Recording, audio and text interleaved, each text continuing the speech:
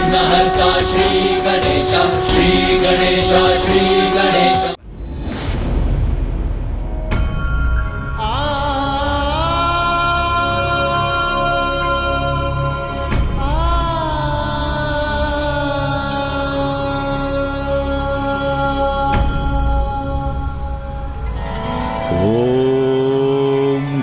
गणपते नमः।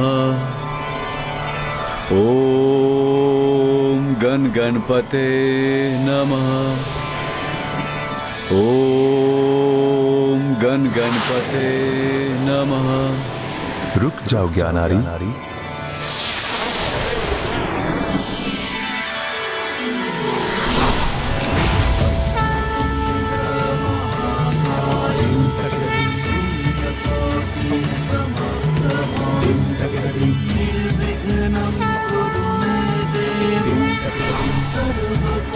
प्रणाम महागणाधिपति। प्रणाम महागणपति जी। प्रणाम महागणाधिपति जी। ज्ञानारी, तुम्हारा उद्धार तो उसी दिवस हो गया था जिस दिवस मेरे अंश प्रथम पूज्य गणेश के हाथों तुम्हारा अंत हुआ था। किंतु तुम्हें तुम्हारे बुरे कर्मों के लिए इस यातना भरी यात्रा का भागी तो बनना ही था।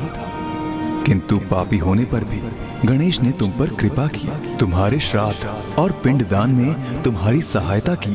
और अब जब तुम अनेक कष्ट सहकर भक्ति के मार्ग पर अग्रसर हो चुके हो, मेरे अंश प्रथम पूज्य गणेश की भक्ति में लीन होने को प्रेरित हो, तो मैं तुम्हें आगामी कष्टों से मुक्त करता हूँ, जिसके फल स्वरूप पापियों को उग्र रूप में दर्शन देने वाले यमराज के सौम्य रूप के दर्शन होंगे तुम्हें।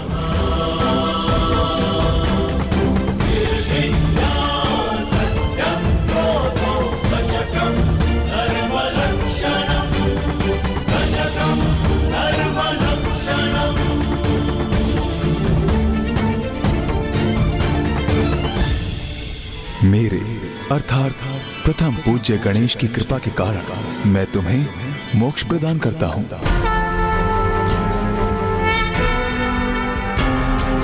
धर्मे च अर्थे च कामे च मोक्षे।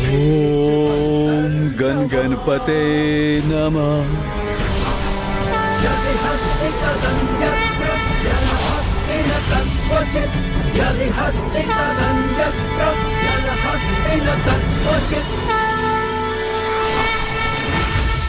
प्रभु महागणाधिपति जी, ज्ञानारी जी को मोक्ष प्रदान करने के लिए आपको कोटि कोटि धन्यवाद प्रभु।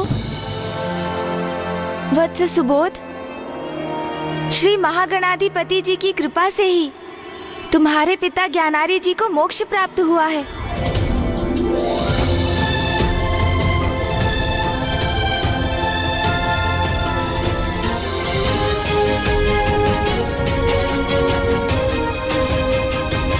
प्रभु गणेश जी, ये आपकी कृपा का ही तो परिणाम है। आप जैसा कृपालु तो और कोई नहीं। कल्याण हो वत्स।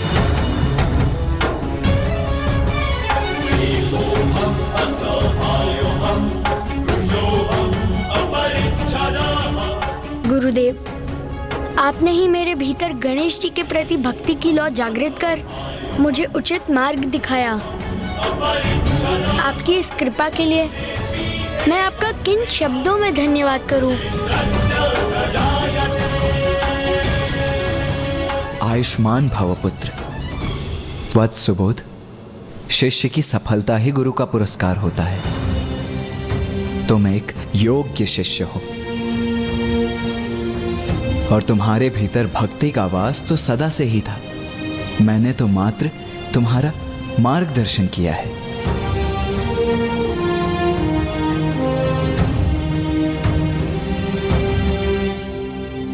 ब्राह्मण देवता, आपने हमारी सहायता की। विधिवत ज्ञानारी जी का पिंडदान और श्राद्ध करवाकर हमें हमारे ध्येय तक पहुंचाया। उसके लिए आपको अनेकों धन्यवाद ब्राह्मण देवता। धन्यवाद तो मुझे करना चाहिए प्रभु, क्योंकि ये तो मेरा सौभाग्य था। अब मुझे भी आज्ञा दीजिए गणेश जी। गुरुदेव। प्रणाम ब्राह्मण देवता।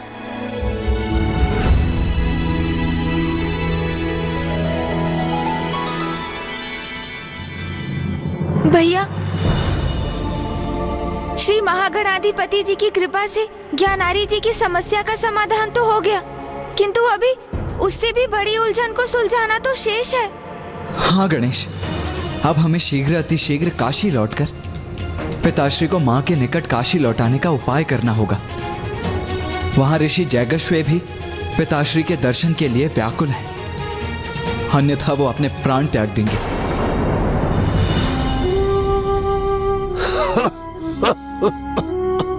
ओम नमः शिवाय।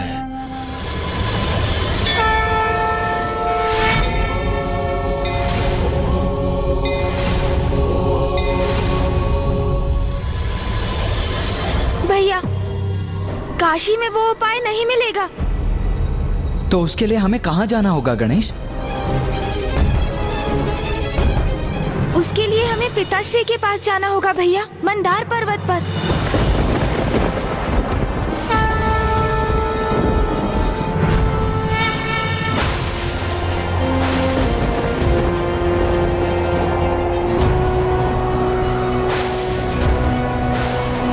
भैया, हम इस प्रकार कितनी देर तक चलते रहेंगे?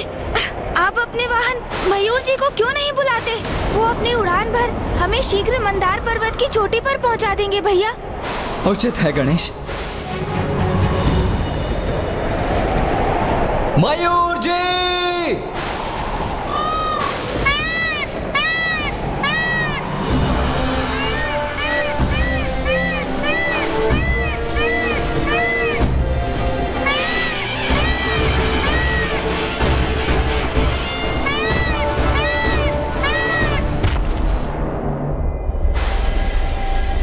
किंतु मुझे संदेह है कि इस दुर्गम और भव्य पर्वत की ऊंचाई पर पहुंचकर भी क्या पिताश्री के दर्शन करना क्या उतना सुगम होगा?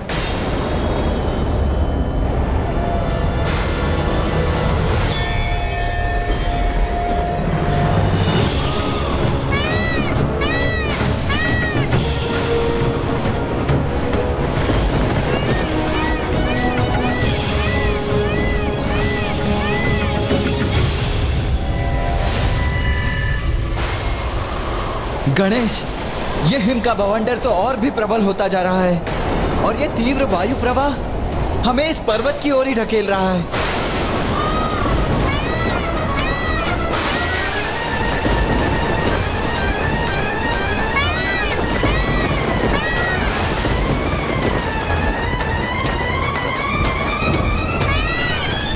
समस्त वातावरण जैसे प्रकृति के विरुद्ध विद्रोह कर रहा है। ये संकट भरा मार्ग हमें शीघ्र पार करना होगा भैया।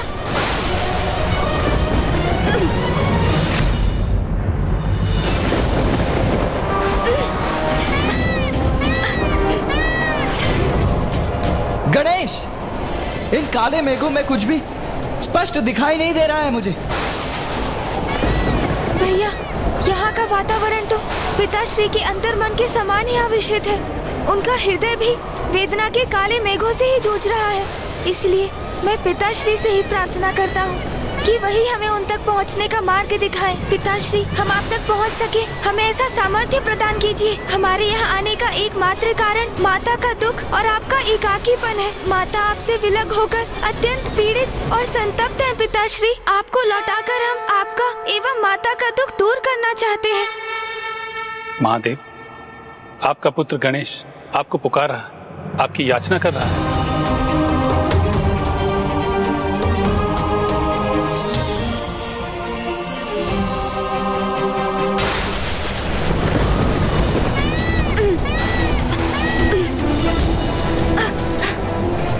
भैया संभालिए।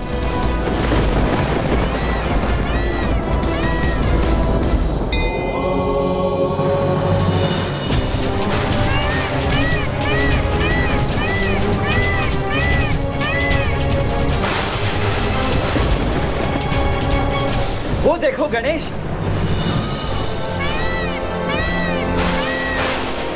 हाँ भैया, अर्थात पिताश्री ने हमारी प्रार्थना सुन ली और उन तक पहुंचने का मार्ग भी दिखा दिया।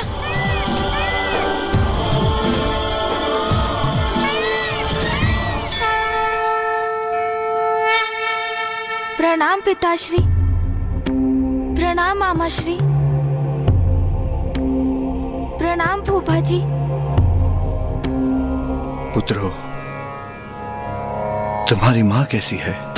पिताश्री, वो भी आपके समान ही द्रवित है, अशांत है, दुखी है। पिताश्री, जब से आपने काशी से प्रस्थान किया है, माँ ने अपनी पलकें तक नहीं झुकाई। तभी से अपार पीड़ा में है वो। आपको काशी लौटने का कोई उपाय ढूंढना ही होगा।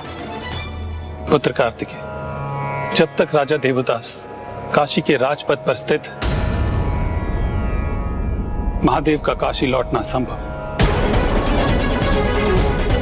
मामाश्री, माँ ने मुझे और गणेश को राजा दिवोदास के विषय में बताया था, किंतु उनके कारण पिताश्री काशी नहीं लौट सकते। ये तो सर्वथा अनुचित है और ये मुझे कदापि स्वीकार नहीं। इसीलिए मैं तो उन राजा दिवोदास को उचित पाठ सिखाने के लिए, उन्हें दंडित करने के लिए अग्रसर भी हो गया था, किंतु फिर माँ और गणेश ने ही मुझे रोक दिया। मैं तुम्हें वरदान देता हूँ कि तुम काशी में स्थित होकर संसार के राजकाज का कार्यभार संभालोगे। महादेव, काशी में मात्र एक ही राजा रह सकता है। फिर वो काशी राजा आप हैं अथवा मैं। और यदि राजा बनने का कर्तव्य मुझे पालन करना है तो आपको काशी छोड़कर जाना होगा महादेव। तो आपको काशी छोड़कर जाना होगा महादेव। तो आपको काशी छोड़कर जाना होगा। मुझे काशी छोड़कर जाना होगा।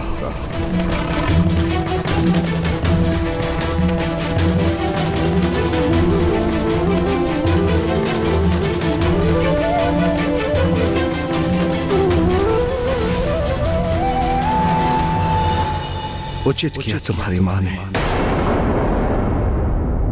दंडित करोगे राजा देवदास को तुम, किंतु क्यों? क्या अपराध है उनका? अपने कर्तव्य के प्रति तन मन धन से समर्पित धर्म प्रिय न्याय प्रिय राजा है। आपने उचित कहा पिताश्री। कर्तव्य परायण है वो, धर्म परायण है। उनके राज में काशी में शांति है, धर्म है, न्याय है, समृद्धि है। किंतु काशी अपनी आत्मा से रिक्त है पिताश्री, क्योंकि अब वहाँ शिव नहीं है।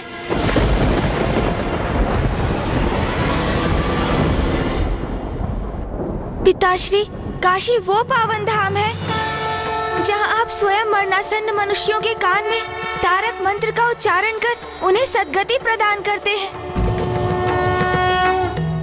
इसलिए समूचे ब्रह्मांड में सर्वाधिक विशिष्ट है काशी। उसका एक विशेष प्रयोजन है, किंतु राजा दिवोदास के कारण अब आप वहाँ उपस्थित नहीं, और इसलिए अब काशी में मनुष्य सद्गति प्राप्त करने से वंचित है पिताश्री। राजा दिवोदास अपना राजधर्म निभा रहे हैं और आप उनको दिए वचन का पालन कर धर्म का निर्वाह कर रहे हैं। किंतु आपके वो भक्त जो अपने अंत समय में अनेकों कठिनाइयां सहकर दूरस्थ स्थानों से आते हैं ताकि वो आपके दर्शन कर सद्गति प्राप्त कर सके, अब वो सभी भक्त निराश होने पर विवश हैं। उनको सद्गति प्राप्त नहीं हो पा रही है पिताश्री। वैसे काशी समृद्ध और सुखी प्रतीत होती है। राजा दिवोदास अपनी प्रजा के सुख दुख का ध्यान रख रहे हैं, किंतु यदि सूक्ष्मता से देखें तो उन्होंने आपको आपके भक्तों से दूर कर दिया है पिताश्री। ऋषि जगेश्वर जैसे भक्त जो आपके दर्शन से वंचित होकर अपने प्राण त्यागने के लिए प्रस्तुत है। महादेव, अब मेरे प्रश्न का उत्तर आप ही दीजिए पिताश्री। भगवान को भक्त से दूर करना कहाँ का न्याय है?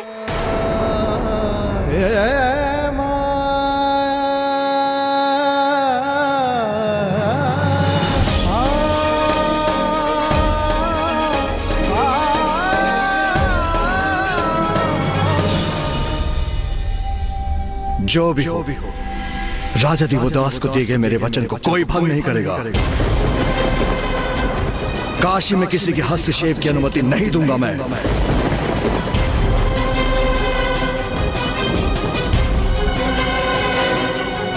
पिताश्री, कितनी रुचि से काशी की रचना की थी आपने। उसके प्राण तो आप हैं। आपसे विहीन होकर काशी प्राण विहीन हो चुकी है और इससे तो संपूर्ण ब्रह्मांड में असंतुलन उत्पन्न हो रहा है।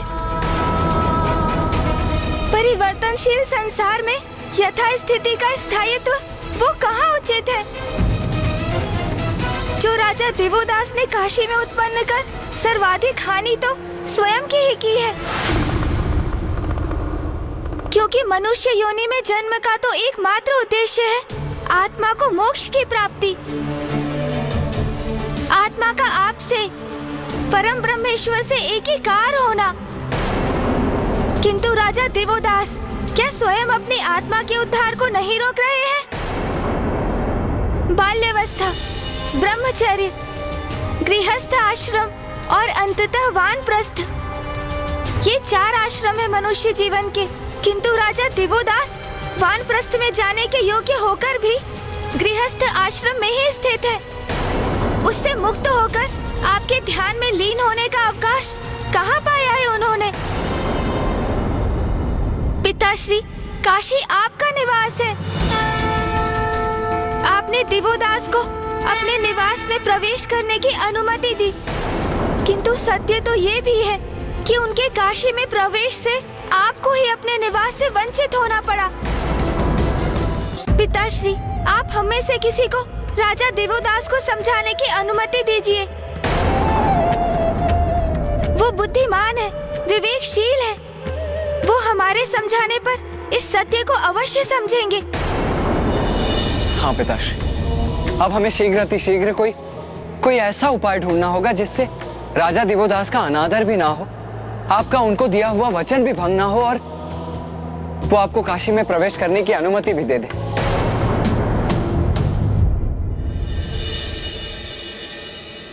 हमारे पास अधिक समय नहीं है पिताश्री, क्योंकि यदि हमने विलंब किया तो ऋषि जगेश्वर अपने प्राण त्याग देंगे और हम सभी पर ब्रह्म हत्या का दोष लग जाएगा।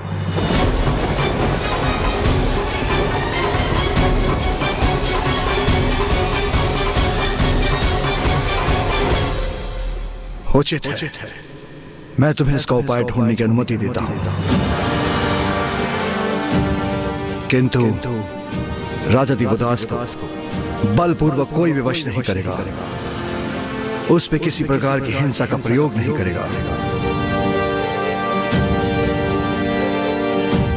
महादेव, ब्रह्मदेव, नारायण, गणेश जी चिंता क्यों कर रहे हैं? आप मुझे देवदास को समझाने की अनुमति दें। मैं शीघ्र ही यह कार्य संपन्न कर दूंगा। उचित है इंद्रदेव, किंतु स्मरण रहे, कोई हिंसा, कोई अनुचित नहीं होना चाहिए। हम देवताओं को आपने एक लंबी अवधि से हमारी ही काशी से विलक कर रखा है देवता, किंतु अब समय आ गया है आपको उसका भारी मूल्य चुकाने का। इसका ऐसा उपाय करूंगा मैं कि ना बल का प्रयोग होगा और ना ही हिंसा, और राजा दिवोदास स्वयं महादेव को काशी लौटने की विनती करेंगे। सर्वेषां स्वस्ति भवतु, सर्वेषां शान्तिर्भवतु, सर्वेषां पूर्णं भवतु, सर्वेषां मङ्गलं भवतु।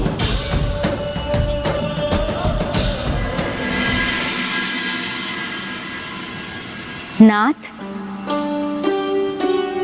आपके मुख पर संतुष्टि का भाव मेरे हृदय को भी प्रसन्नता से भर देता है। देवी सरला,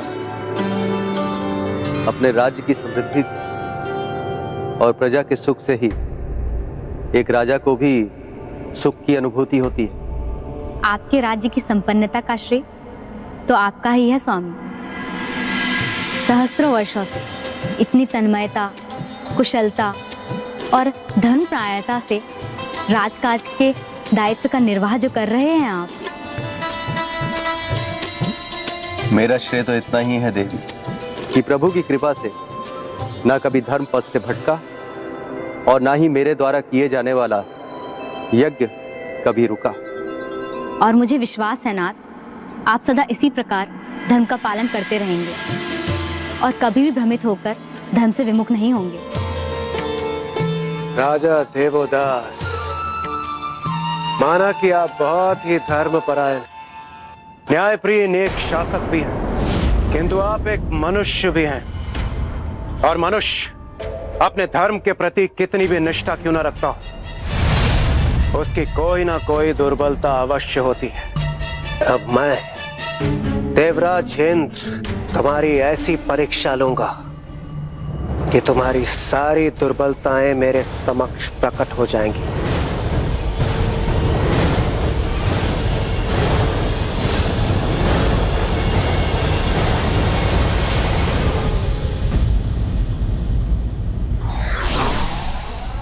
धर्म के मार्ग पर चलने वाले के समक्ष ईश्वर भी विवश हो जाते हैं। For more updates, subscribe to our channel, click the show links and enjoy watching the videos.